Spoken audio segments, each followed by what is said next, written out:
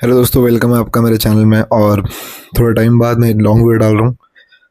तो आज जिस टॉपिक के बारे में बात करने वाला हूँ वो मैंने शॉर्ट में कवर कर रखा है, बट लेकिन क्विकली बता देता हूँ कि किस तरीके से ब्रिटिशर्स या किस तरीके से जो ब्रिटिश ईस्ट इंडिया कंपनी थी वो इंडिया में एज अ ट्रेडर आई थी। बट वो गवर्नर कह रहा हूँ, वो गवर्नमेंट या रूलर में कैसे चेंज हो गई। मतलब आप खुद सोचो, एक बंदा आता है, लेट लेट जैसे अज्यूम एक बंदा आता है, वो बिजनेस करने आया है, बट वो अब राजा बन जाता है किस तरीके से। तो ये 1 या 2 साल या 100 साल की बात भी नहीं है, ये बहुत लंबा 250-300 साल का प्रोसेस था। स्टार्टिंग से बताता हूँ, बिल्कुल सारे क्रोनोलॉजिकल ऑर्डर में। ऑब्वियसली बहुत ज़्यादा लंबी कहानी है, बट मैंने जस्ट शॉर्ट में करके बता रहा हूँ आपको। एंड तक देखना, सब समझ आ जाएगा, मज़ा भी आएगा और थोड़ा सा इंटरेस्ट भी बनेगा। इफ अगर आपको थोड़ा सा जानना है कि ब्रिटिशर्स ने कैसे कर लिया राज इंडिया पे, वो तो एज ए बिजनेसमैन आए थे, एज ए ट्रेडर्स आए थे। तो स्टार्टिंग से शुरू करते हैं। 1600 की बात है। 1600 में EIC को, यानी ईस्ट इंडिया कंपनी को, इंडिया में मिलता है बिजनेस करने का एक्सक्लूसिव चार्टर, यानी कि सिर्फ वो इंडिया में बिजनेस कर सकते हैं। अब वो क्या करते हैं कि कोस्टल एरियाज में, बहुत इंपॉर्टेंट कोस्टल एरियाज में, चाहे वो मसूलीपट्टनम हो, सूरत हो, मद्रास जिसको चेन्नई बोलते हैं, मछलीपट्टनम, मसूलीपट्टनम को, और चेन्नई और बॉम्बे यानी मुंबई में फैक्ट्री सेटअप करती हैं। ठीक है, 4 फैक्ट्री सेटअप होती हैं और वो बिजनेस करते हैं अच्छे से। और उनका बिजनेस भी होता है वही स्पाइसेस का, इंडिया में वही सब चीज़ें, टेक्सटाइल्स, स्पाइसेस काफ़ी फेमस थे, उन सब का बिजनेस होता है। वेस्ट में काफ़ी ज़्यादा चलती हैं चीज़ें, तो इनका बिजनेस उनका शुरू हो जाता है। ठीक है, ऐसा होते होते फिर 1600 में उन्होंने बिजनेस शुरू किया था। उनका बिजनेस फैलता रहता है। फिर बहुत इंपॉर्टेंट इवेंट होता है 1757 में, रॉबर्ट क्लाइव वर्सेस सिराजुद्दौला। यानी सिराजुद्दौला कौन थे? सिराजुद्दौला था नवाब ऑफ बंगाल। अब बंगाल बहुत इंपॉर्टेंट एक तरह से प्रोविंस या स्टेट मान लो आप, उस टाइम का, किसी भी टाइम का, वैसे तो बंगाल बहुत इंपॉर्टेंट था। तो सीधे सीधे सिराजुद्दौला को धोखा देता है मीर जाफर, और रॉबर्ट क्लाइव से लड़ाई में सिराजुद्दौला हार जाते हैं। अब डायरेक्टली कंपनी के अंडर आ जाता है बंगाल, जो कि एक इम्पोर्टेंट राज्य था बहुत, किसी भी तरीके से, पॉलिटिकली भी और फाइनेंशियली भी, इकोनॉमिकली भी।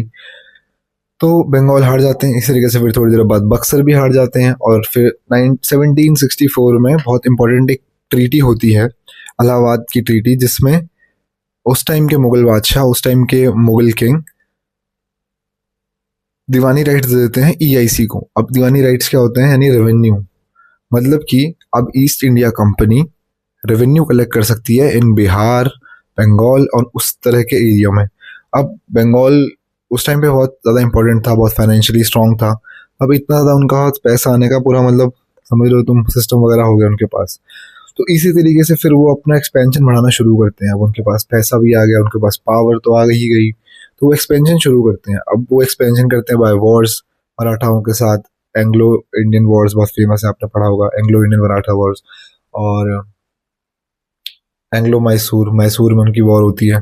और एक तो ये वॉर से वो अपना एक्सपेंशन करते हैं। दूसरा, अलग अलग तरीकों से, जैसे कि एक है सब्सिडरी अलायंस। सब्सिडरी अलायंस क्या होती है कि वो बोलते हैं राजाओं को कि आप, या मतलब ऐसे डिफरेंट डिफरेंट स्टेट्स को, कि आप क्या करो कि आप हमारा आर्मी रख लो, प्रोटेक्शन ले लो हमसे, बदले में आप आर्मी मत रखना, और फॉरेन फॉरेन से आप कोई बातचीत नहीं करोगे, रिलेशंस नहीं रखोगे, आप बिजनेस नहीं करोगे। तो ये इनडायरेक्टली हो गया ना कंट्रोल। तो उन्होंने डायरेक्टली डायरेक्टली कंट्रोल करने का चाहा, एक्सपेंशन करना चाहा। एक तो ये, एक और आया था डॉक्ट्रिन ऑफ लैप्स। इसमें क्या होता है कि अगर कोई भी मेल राजा, मेल किंग, बिना मेल हायर के, यानी उनके क्या बोलते हैं उसको, अगला संतान जो राजा बनने वाला है लड़का, उनके बिना मरता है, तो सीधे सीधे वो जो टेरिटरी है, वो जो एरिया है, वो आ जाएगा किसके अंडर में? ब्रिटिशर्स के अंदर अंडर में।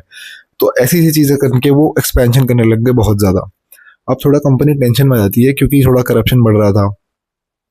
कंपनी नहीं, गवर्नमेंट, ब्रिटिश गवर्नमेंट में टेंशन में आती है, क्योंकि कंपनी में करप्शन बढ़ रहा था, पावर भी ज़्यादा हो रही थी। अब टेंशन तो होगी ना, अगर मान लो एक कंपनी इतना पावरफुल हो जाती है कि वो रूल करने लग जाती है, वो आर्मी रखने लग जाती है किसी दूसरे कंट्री में जाके, तो टेंशन तो होगी ना। तो सीधे फिर 1773, 1780s अराउंड में क्या होता है कि काफ़ी रूल रेगुलेशन करना स्टार्ट कर देती है। रेगुलेटिंग एक्ट आता है, जिसमें कि बंगाल के जो गवर्नर को ब्रिटिश गवर्नमेंट गवर्नर जनरल बना देती है इंडिया का। ठीक है, और सुप्रीम कोर्ट सेटअप कर देती है इंडिया में, कलकत्ता में। तो एक तरीके से फिर पिट्स एक्ट भी ले आती है, यानी मिक्स्ड, यानी कि कंपनी को उनका जो रेवेन्यू वाला पैसा कमाने का सिस्टम है वो तो कर देती है, बट पॉलिटिकल चीज़ों में या फिर जो गवर्नमेंटिंग चीजिंग में वो खुद का टांग भी उसमें अड़ाना शुरू कर देती है। तो अब देख रहे हो आप कि कंपनी के कामों में या फिर कंपनी जो इंडिया में रूल कर रही थी उसमें कंट्रोल करना शुरू कर दिया धीरे धीरे ब्रिटिश गवर्नमेंट ने। ठीक है, धीरे धीरे ऐसे करते करते करते करते अब कुछ चीज़ें इस तरीके से होती हैं कि 1857 में आप सबको पता है बहुत बड़ा एक रिवोल्ट हो जाता है नेशनल लेवल पे, यानी कि हर जगह धीरे धीरे धीरे छोटा छोटा छोटा रिवोल्ट होने लग जाते हैं। तो कंपनी परेशान, ब्रिटिशर्स परेशान कि क्या हो रहा है, ये क्या नहीं हो रहा। फिर ये जब दब जाता, सब खत्म हो जाता है 1858 में गवर्नमेंट ऑफ इंडिया एक्ट लेके आती है ब्रिटिश गवर्नमेंट। फिर पूरा का पूरा कंट्रोल ब्रिटिश गवर्नमेंट अपने हाथ में ले लेती है कंपनी से लेकर। तो पहले जो कंपनी स्टार्ट हुई थी वो कंपनी फिर रूल करना शुरू करा बंगाल में, वो कंपनी ने फैलाया काम, उस कंपनी में फिर कंट्रोल करना शुरू कर दिया ब्रिटिश गवर्नमेंट ने, और इन दी एंड 1857 में ब्रिटिशर्स ने सब कुछ अपने हाथ में ले लिया।